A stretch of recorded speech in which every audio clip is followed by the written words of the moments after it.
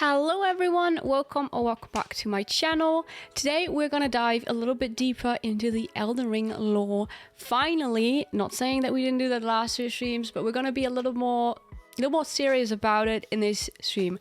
We're gonna watch Vaati's video about Elden Ring's Demigods explained, and I'm very excited for this one. I don't know why, I'm like intrigued by it. I feel like we got a good taste from his first video, so I'm very curious what this is all about. So yeah, we're gonna watch that today. I have some plans for future videos that are a little more original and a little more creative. There's still going to be to do with me exploring the Elden Ring world, but I want to throw in some other videos every now and then and not just react to other people's content all the time. So I'm very excited for that. So if you want to stick around for that, feel free to subscribe and get notifications and all the good stuff. I'm very excited for it. This whole YouTube thing has been really fun, and I'm excited to explore it a little more, you know, explore it with you guys, find out more things about Elden Ring, and just, you know, have fun with it a little bit. So yeah, feel free to stick around. As of right now, where I'm recording this, I am currently playing through my very first playthrough of Sekiro over on Twitch. I recently finished Elden Ring for the very first time. Those are the only FromSoft games I have ever played as of now. I will hop into Dark Souls after Sekiro. I'm going to start with Dark Souls 1, the remaster. I am on the last boss of Sekiro, so I'm guessing I'm going to beat him tomorrow when I'm filming this tomorrow. So by the time that the weekend is around, there's a good chance I'm going to start Dark Souls. So if you want to see all my live first reaction to that, feel free to follow me on Twitch and stick around. We have a very fun community. Twitch is my main platform to communicate with you guys, to talk about lore, to, you know, discuss what we see on here. So if you want to check out my Twitch and chat with me a little bit, feel free to do so. And yeah, let's hop into the video. Okay, so this is the video. It's called Elden Ring's Demigods Explained by VaatiVidya. It has 4.5 million views. It was uploaded a year ago. We watched their last video on the Elden Ring lore explained. This is probably going to be a little more into detail about all the demigods, which I'm very excited for. So yeah, let's hop right into it. The demigods are each and all the direct offspring of Queen Marika. I kept calling Marika... Wait, what did I keep calling her? Marika? What did I say? Miquella. Did I call her Miquella? No, I got two names confused. I didn't say Marika. I'm really sorry about that. That was just... I filmed that video and Max's first video one after another. I'm not gonna lie, my brain was a bit fried when I reacted to the first video, so apologies for that. Mistakes happen. It's Miquella. It's in me brain now. Godwyn, Morgott, Mohg, Radahn, Rykard, Ranni, Miquella, and Malenia, Blade of Miquella. Malenia, Blade of Miquella. Malenia, Blade of Miquella. Yup. And Malenia.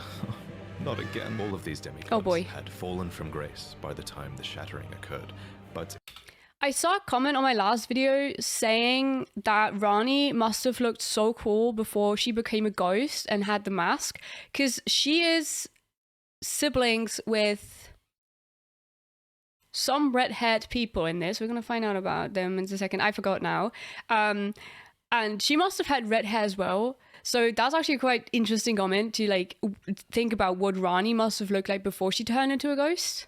in this video, I want to mostly talk about the origins of these characters, who these demigods were before the fall, and some of these demigods fell a long way indeed. That looks gross. I accidentally found that area and it terrified me, and then it turned out that the boss that was there wasn't even that difficult, so we moved. He became this unsightly mess. Godwyn the Golden was quite the heroic figure. He was born of the promising union between Lord Godfrey and Queen Marika, and he achieved great renown. Marika, that's the one I kept getting confused with Miquella. I am really sorry. For his bravery in one of their wars, at least, the War of the Ancient Dragons.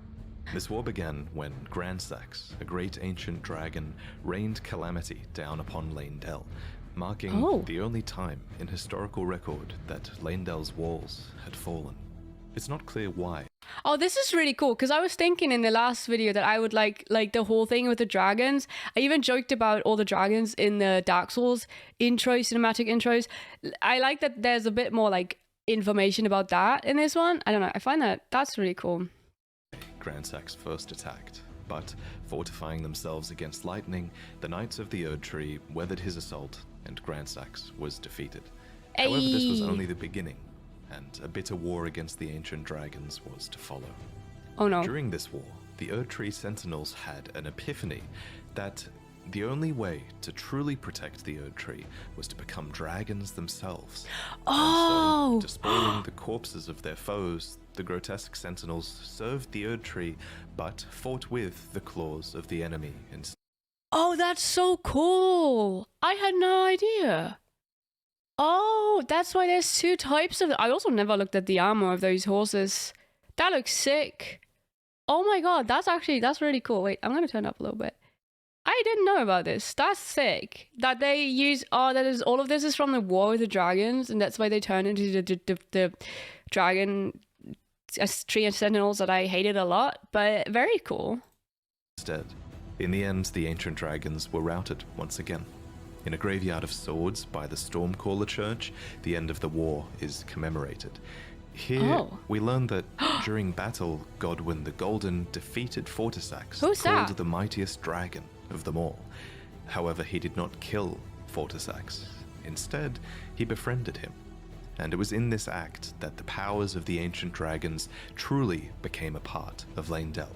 After all, only those loved by dragons can survive the ordeal of cladding their bodies in lightning. So... Oh, that's so cool. But also, what was that dragon? The dragon we just saw, is he in the game? I saw it said something about the source, but I missed it. I could just go back, you know? Wait, what does that say? I've never seen that. Lightning spear for something something. This dragon of them all. What is this? However, he did not kill Fortisax. Instead, I was in this arena and I was thinking there should be a big boss there, but there was only the heroes from was it even this arena? This guy didn't look as funky, so maybe this isn't even in the game. Maybe this is fan art? I have no idea. He befriended him. And it was in this act that the powers of the ancient dragons truly became a part of Leyndell. That's pretty cool. Only those loved by dragons can survive the ordeal of cladding their bodies in lightning. So, from an unlikely friendship, an ancient dragon cult was born in the capital city. And the Knights of Leyndell learned to worship the dragons and wield their lightning. I had no idea. That's so sick. That is so sick. When I was younger, I was obsessed with stories about people learning how to ride dragons and shit. So this is right up my alley. I like this bit. Lanciax, sister of Fortisax, even took human form to better commune with the knights. Oh. It was officially decided that the worship of the ancient dragons did not conflict with belief in the Erd Tree, and it was all thanks to Godwyn, commander of the dragons' golden lightning, and a true child of the golden lineage.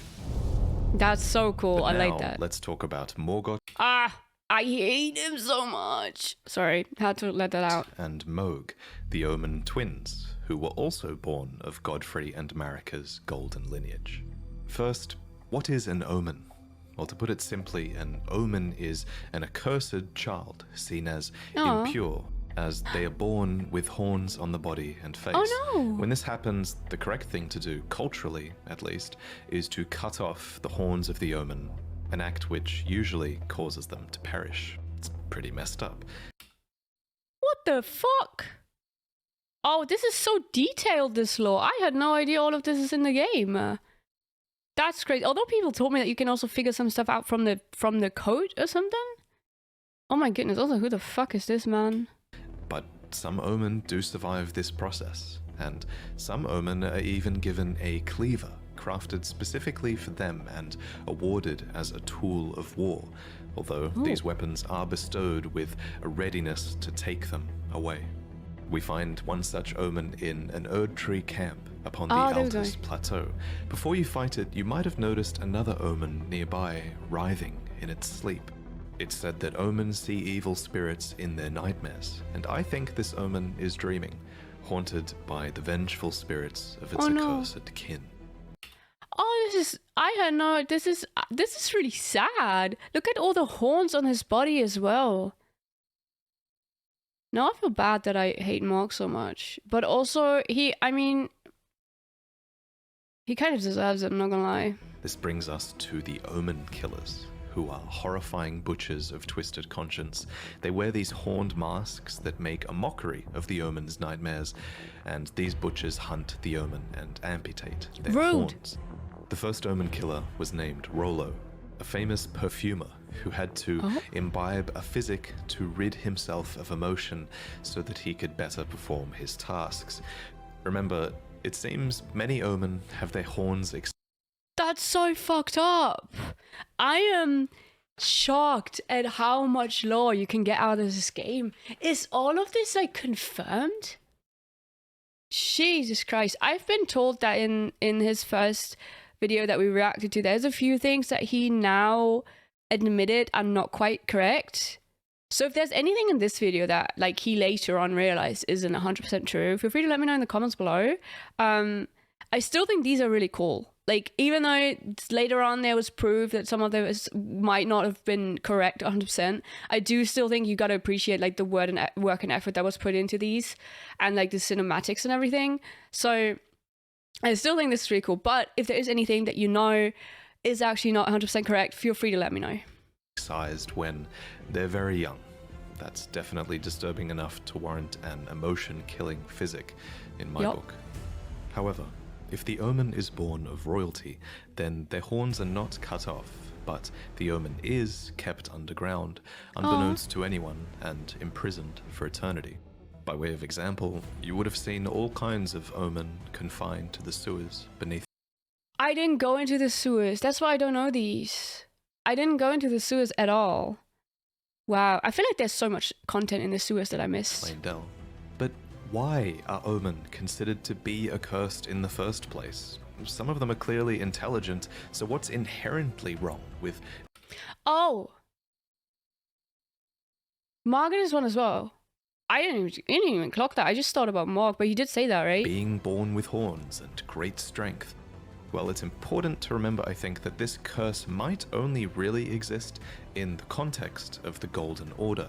After all, those afflicted with Omen horns are not able to return to the Erd Tree for rebirth, and are said to be born outside of its grace. But why does the Golden Order disavow the Omen, then? Well, it's hard to say for sure, but my working theory is that it's to do with the Crucible. According to this ancient incantation, horns were once an aspect of the Erd Tree's primordial crucible, where all life was once blended together. And with the exception of a couple of Crucible nights in and around Leyndell, we know that the Golden Order has started to distance itself from most things that touch upon the Crucible.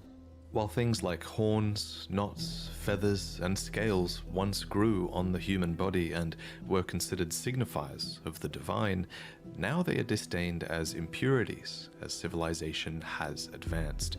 We learn this from the knot, scale, and feather talismans, all of which are guarded by Omen, or dropped by Omen killers, no less. Unfortunately for the Order of the Erd Tree, these once divine impurities seem to crop up in some births, whether they like it or not. Almost like it's a genetic trait, as if it touches upon the Crucible at the root of the Erd Tree. And so you have to ask, is it really a curse to be born as a graceless Omen? Well, as with most curses in these games, I think that depends on your perspective. That's so fucked up. That's so messed up. That's such a sad part of the lore. Oh my god. I mean, I didn't know Elden Ring was a bit of a dark game, right? But, but there's so many of them as well. I didn't even realize. Like that, I missed that. I did not figure that out myself. At least I didn't like see the omens, and well, I was like, those look the same. That's interesting. Oh my goodness. That breaks my heart a little bit. I don't know. I feel so bad for them. In any case, Mohg and Morgott were Omen royalty, and thus they were born into a wretched mire far below the earth, horns and all. But Morgott is outside, right? Morg is as well. No, I guess Morg is kind of underground, right? Here, they were kept under the strictest confinement. Each of them were bound with charmed shackles that were covered in... Oh, the shackles! Oh! You can use those for Morg, I know that. Roots or thorns, and bathed in golden magic. It seems very few people were supposed to know that they even existed. Morg. Oh yeah, there's one Morg underground, and then there's the other Morg that's the blood dude. Oh, but then why is Morgoth not underground? Morgoth, for his part, renounced and despised his accursed Omen blood, but his brother Mohg embraced it. Deep underground, Mohg stood before an outer god, a being. I mean, he looks pretty sick. His horns grew in all the right place.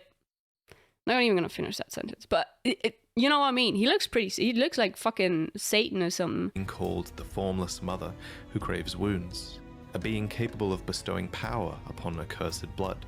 In this moment, Mohg's accursed blood erupted with fire, and he became besotted with the defilement that he was born into. Here, deep below the earth, he would go on to build a dynasty of blood in reverence of a mother, something it seems he never truly had. Okay, that is actually sick. I disliked the Morg fight because it felt very unbalanced because of the blood fire. I felt like it was pure luck if you're gonna die from it or not. So I really disliked the fight, but the story behind it, that's sick. Like I don't know. That's really interesting. As for Morgoth, he was born into the same accursed fate as his twin brother, but despite not being blessed with grace, he loved the Erd Tree all the same, and even took it upon himself to crawl out of the sewers and become the Erd Tree's protector when the Erd Tree needed him most. In the end, he rightfully became the Omen King. And when the world needed him the most, the Avatar vanished. Sorry. And Lord of Leyndell. Omen or not, he was, after all, born of Godfrey and Marika's golden lineage.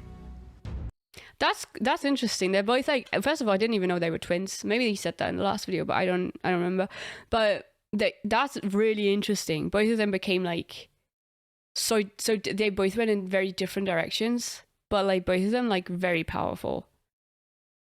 That's sick. I like that. That's really sick. Oh my god, that's really cool. Of course, the marriage between Godfrey and Marika would be ended, and before long, Marika remarried with another man, a champion named Radahn, who Marika calls her other half.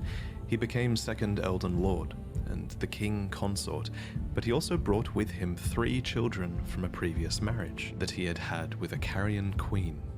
Oh, she's so pretty. Look at her. Look at her little staff. She is stunning, and she deserved better. I'm going to say how it is. She deserved better. Named Rennala. These children were Ranni, Rykard, and Radahn, and they all became demigods. This is what I mean. They're like, imagine Ranni with like red hair. She must have looked sick. Oh my god. There's probably fan art on that. Interesting. I wonder how she turned into a ghost as well. Is there a lot to that? Oh my god, I need to just watch the video. Stepchildren after Radagon's reunion with Queen Marika. Possessed of his father's flaming red hair, Radahn was fond of its heroic implications and considered himself to be born of a great champion.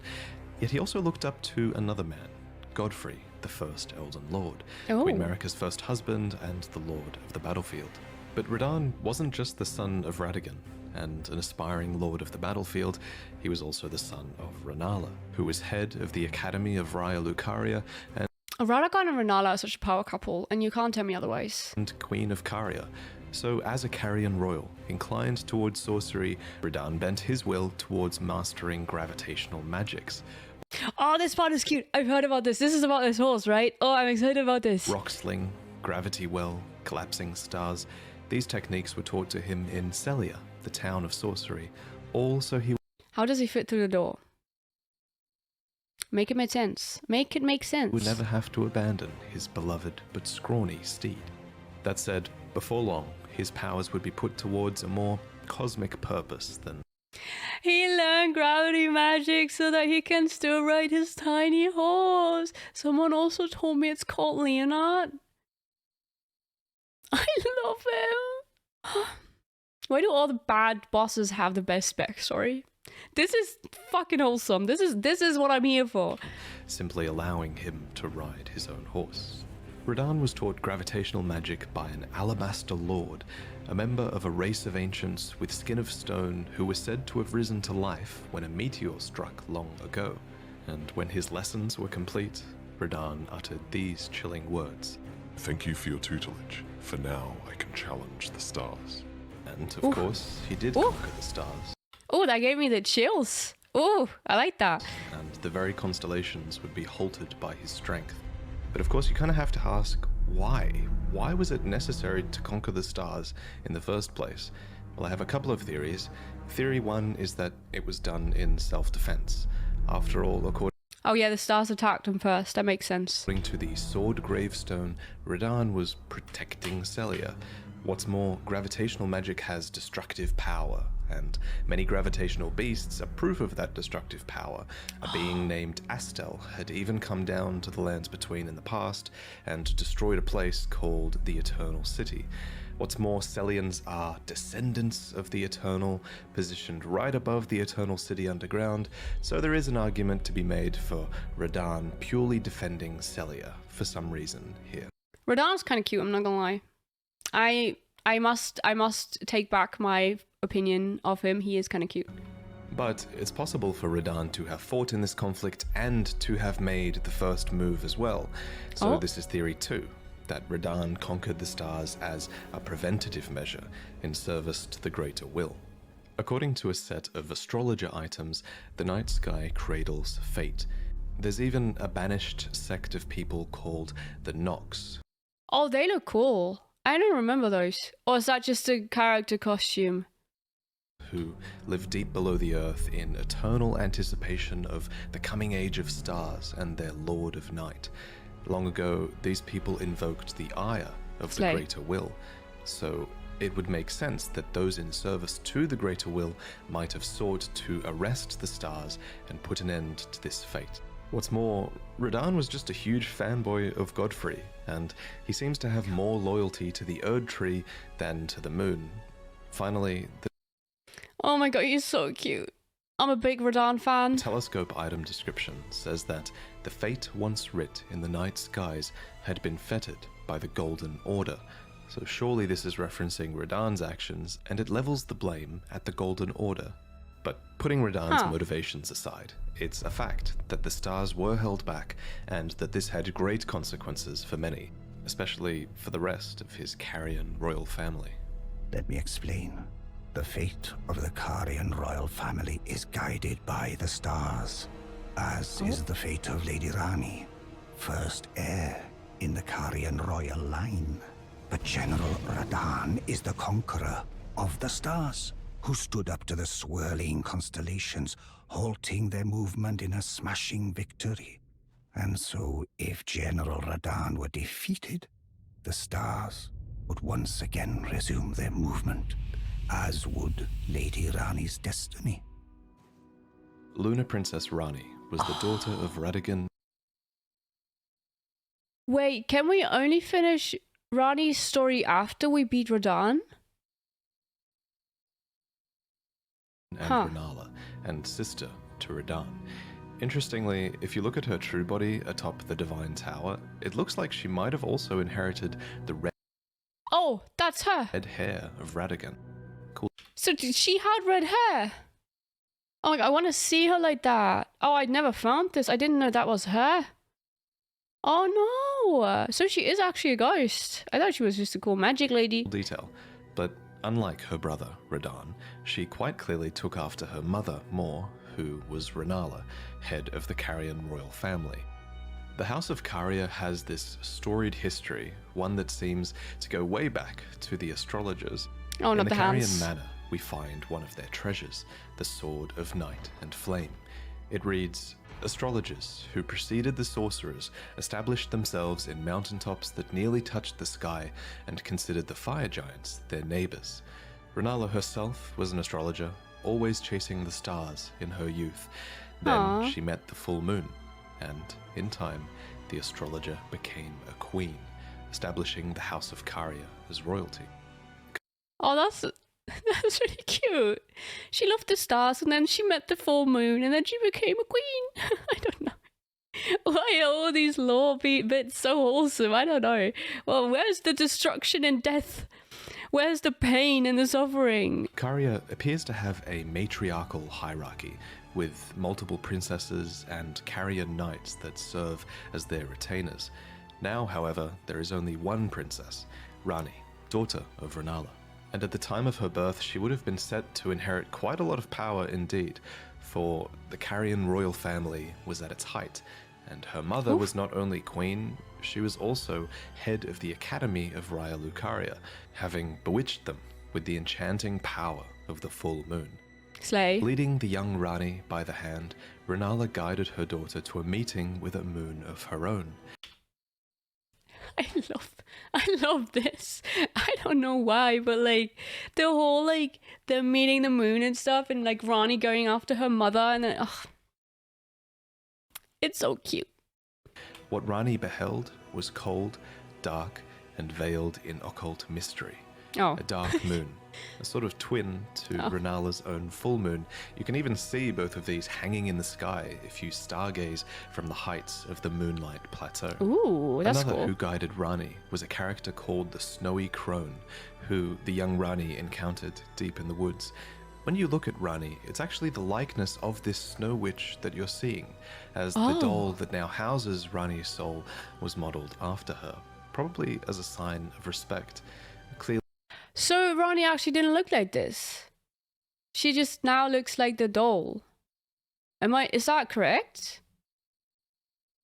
Oh, I wonder what Rani looked like. Rani looked up to this mysterious woman. She became Rani's secret mentor, and she even knew about the Dark Moon, teaching the young Don't trust strangers in the woods. Rani to fear it as she imparted her cold sorceries.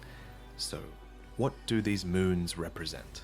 Oh, that's It's cool. just a theory, but I think the moons That spell was sick. kind of act as guides. The lost black moon of Noxtella, for example, was the guide of countless stars. What's more, Rani and Rennala were heavily influenced by their moons. Rennala's moon bewitched the academy that she became the head of, and Rani's dark moon, for its part, also imparts wisdom and leads a voyage in the Age of Stars ending.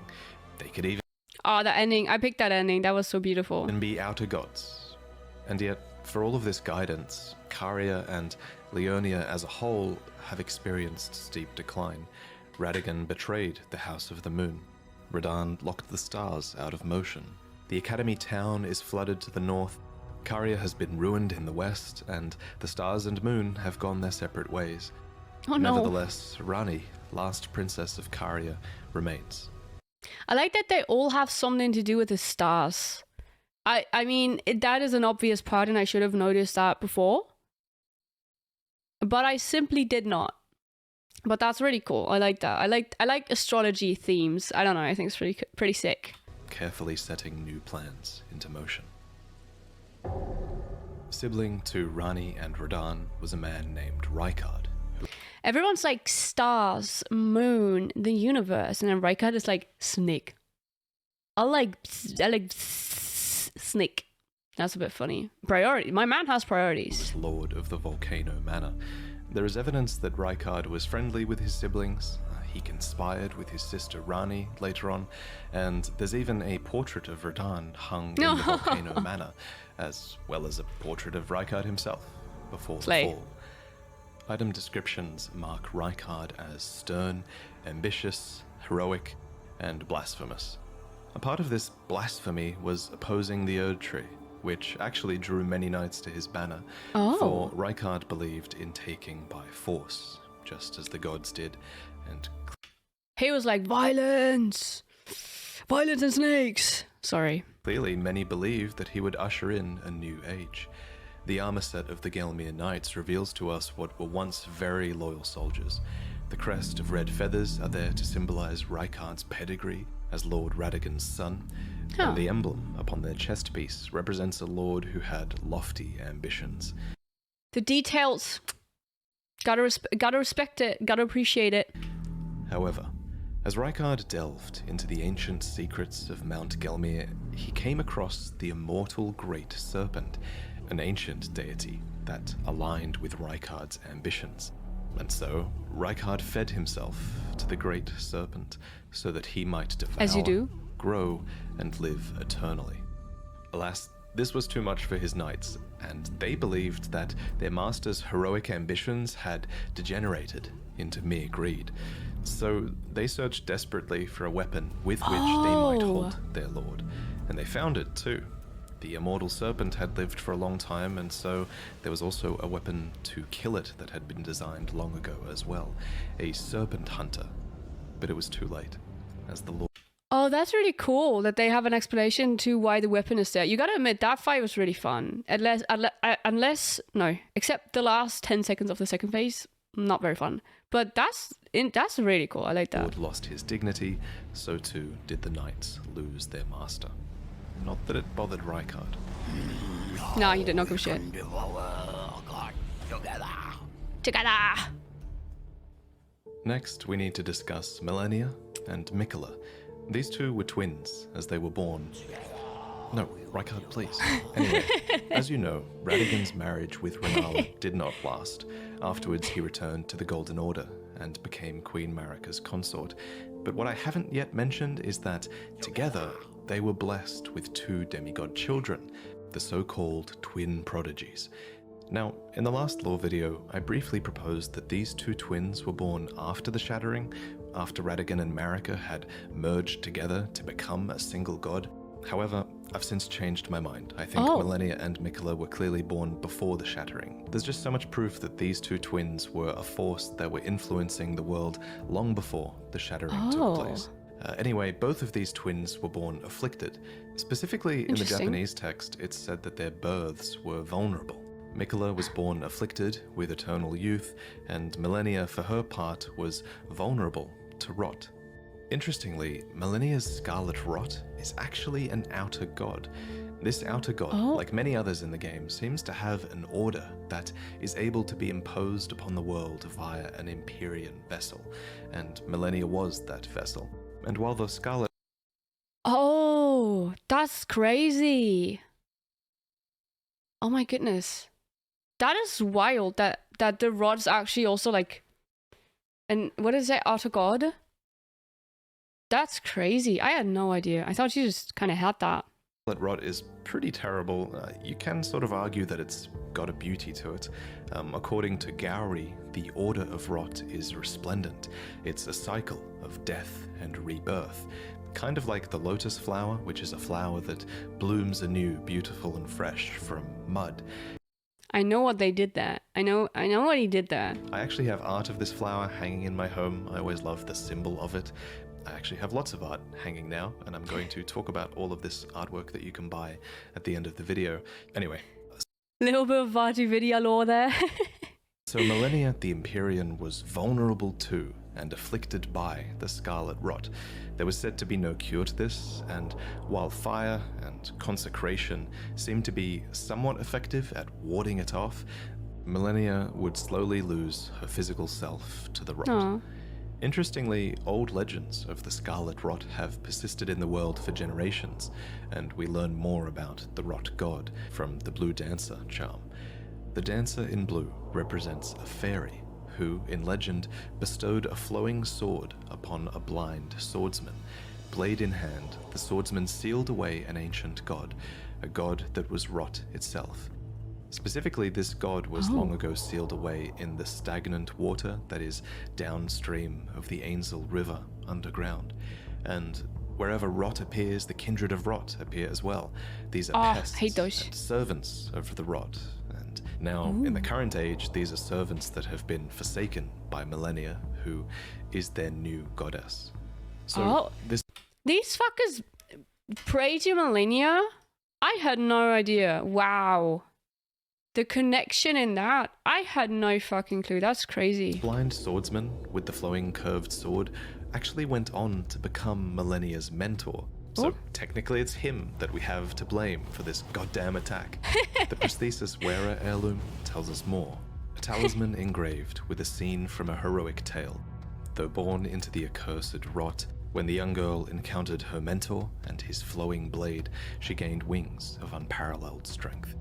Malenia's ridiculous attack is called the Waterfowl Dance, and aesthetically it makes sense that, flowing waters would counter the effects of rot.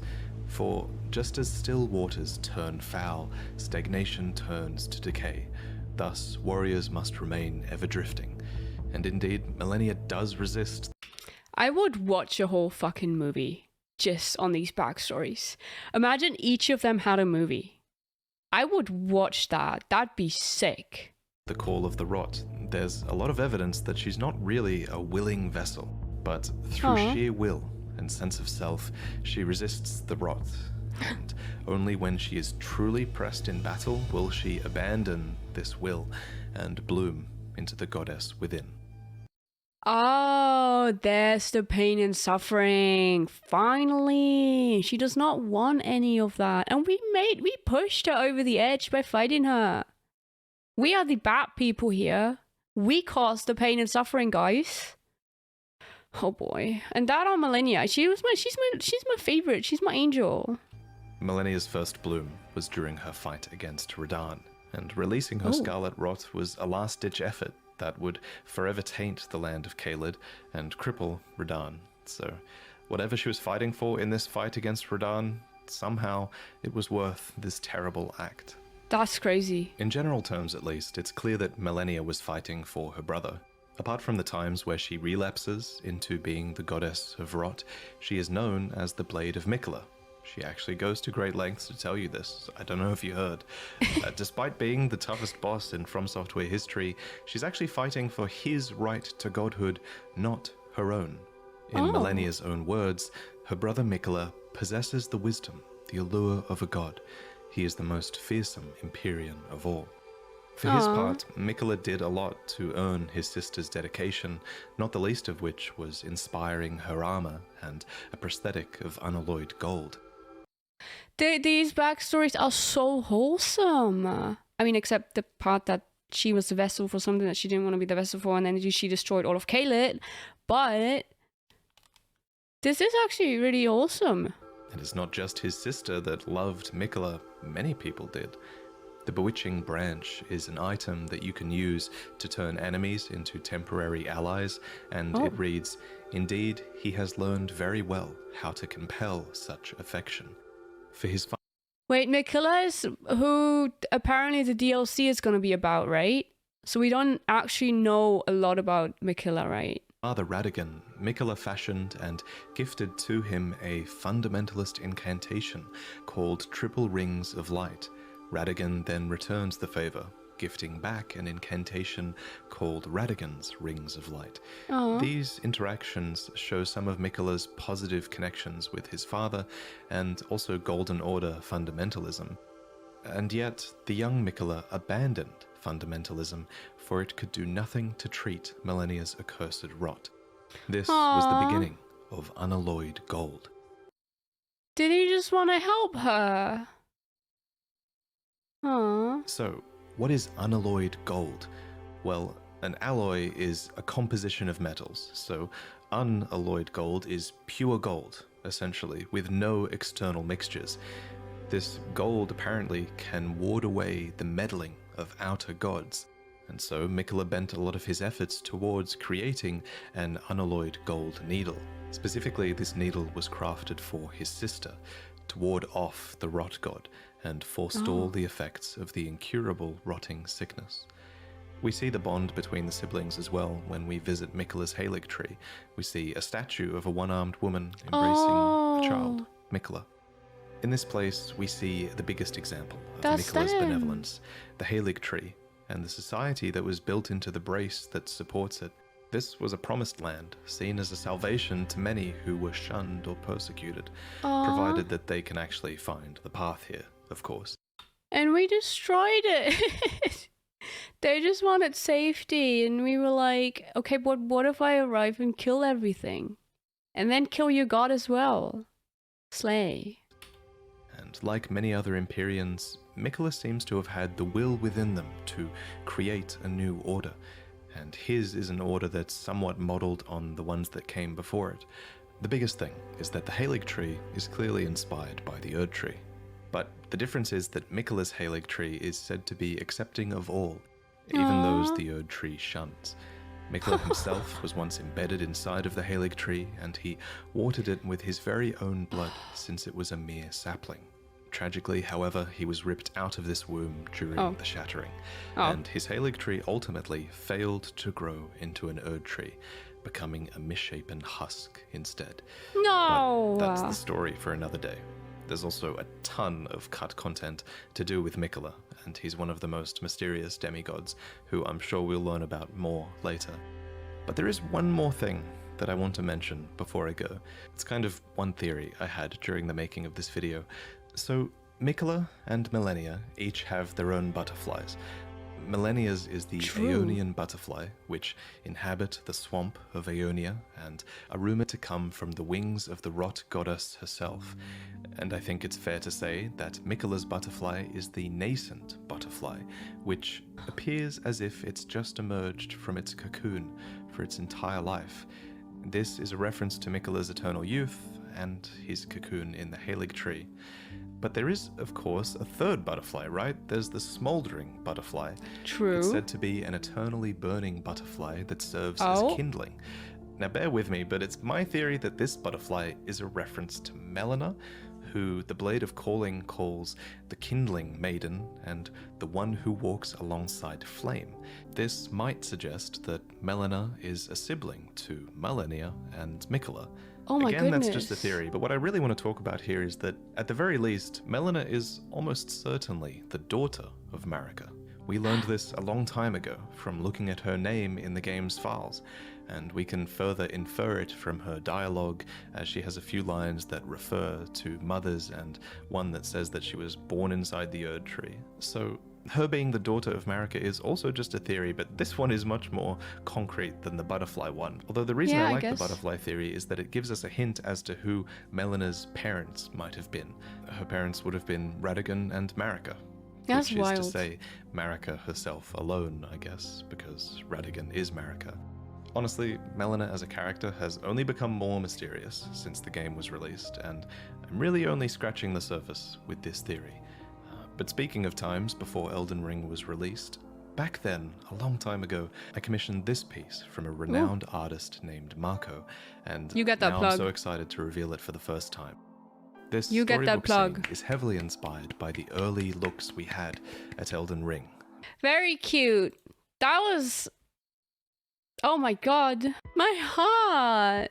Wait, I had no idea that Elden Ring lore is so cute and wholesome. Well, they're all just siblings, and like Leonard, and then Malenia has the whole thing with a vessel, and then she just wants her brother just wants to protect her, and he just wants to make a tree where everyone is accepted, and probably some people died because there was war and shit. But oh my god, that might have been my favorite video yet. That really touched me. I don't know.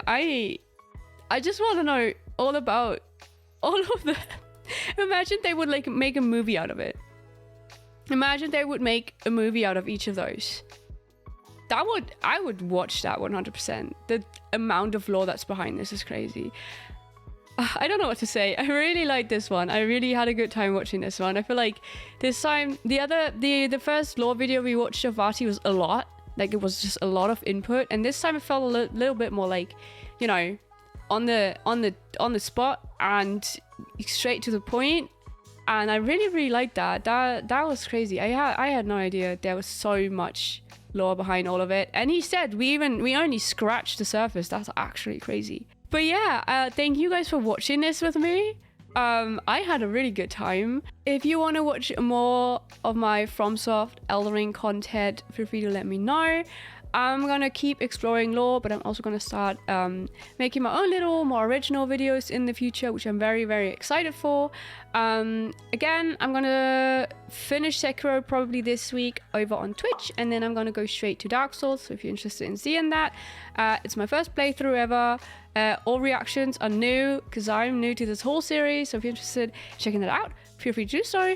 If you enjoyed this video, give it a like and subscribe. I really do appreciate it. We are very close to hitting YouTube partner, which is exciting, but also crazy. That went so fast, so I do appreciate all the support. And if you have a second to subscribe, I would really appreciate it. And yeah, thank you all for watching, and I will see you in my next video. Bye.